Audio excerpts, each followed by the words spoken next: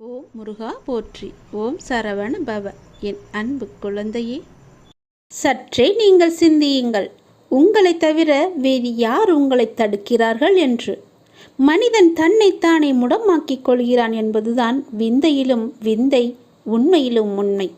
உங்கள் தவறுகளை வேட்டையாடுவதற்கு உன்னிப்பாக உங்களை கவனித்துக் கொண்டிருப்பார்கள். ஏதாவது நல்ல விஷயத்தை உங்களிடத்தில் கண்டால் குருடர்களாகி விடுவார்கள். ஏதாவது தவறை கண்டுவிட்டால் போதும், உங்கள் தவறை ஊதி பெருசாக்கி எங்கோ பூதாகரம்பமாக ஆக்கிவிடுவார்கள். உடனடியாக உணர்ந்து கொள்வார்கள், பொங்கி எழுவார்கள், அலசி ஆராய்ந்து முடிவு சொல்ல புறப்பட்டு விடுவார்கள். சற்றும் இவர்களை நீ பொருட்படுத்தக்கூடாது. நீங்கள் உங்களை நம்பினால் போதும், எல்லாம் உங்களை நோக்கி தானாக வரும்.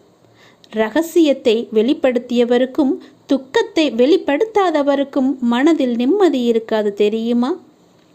எந்த இரகசியத்தையும் யாரிடமும் சொல்லக்கூடாது. அதுபோல மனதிற்குள்ளே துக்கத்தை அழுத்தி கொண்டு அமுக்கிக் கொண்டு இருக்கக்கூடாது. உங்கள் பயம்தான் எதிரிக்கு தைரியமாக அமைந்துவிடும். உங்கள் பயத்தை எதிரியிடம் காமிக்காதீர்கள். நீங்கள் எப்பொழுதும் அவர்களுக்கு முன்னால் தைரியமாகவே இருங்கள். உங்கள் அமைதி எதிரிக்கு குழப்பத்தை ஏற்படுத்தும். குழப்பத்தில் இருப்பவர்கள் எப்போதுமே ஜெயித்ததில்லை, அதை நீங்கள் நம்பிக்கொள்ளுங்கள். ஏதாவதாக இருந்தாலும் முதலில் உங்கள் பயத்தை நீங்கள் அகற்றுவதற்கு முற்படுங்கள். யாரையும் பழிவாங்க வேண்டாம். பழிவாங்க வேண்டும் என்ற எண்ணமும் உங்களுக்கு அறவே வேண்டாம். காலங்கள் மாறும்போது எல்லாமே மாறும். அதுபோல உங்களுடைய கவலைகளும் தானாகவே உதிர்ந்துவிடும். அந்த கவலைகளையே நினைத்து கொண்டிருக்காதீர்கள்.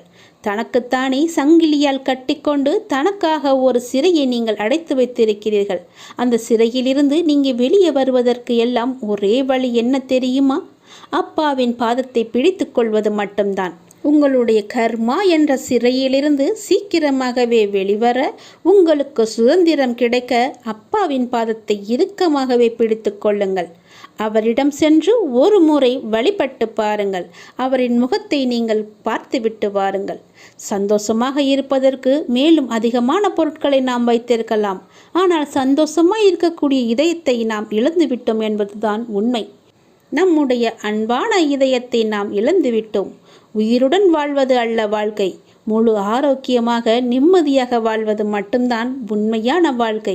நோய் நொடியின்றி எந்த ஒரு கடன் பிரச்சனையும் இல்லாமல் நிம்மதியாக வாழ்வது யாருக்கும் அவ்வளவு சீக்கிரம் கிடைக்காது.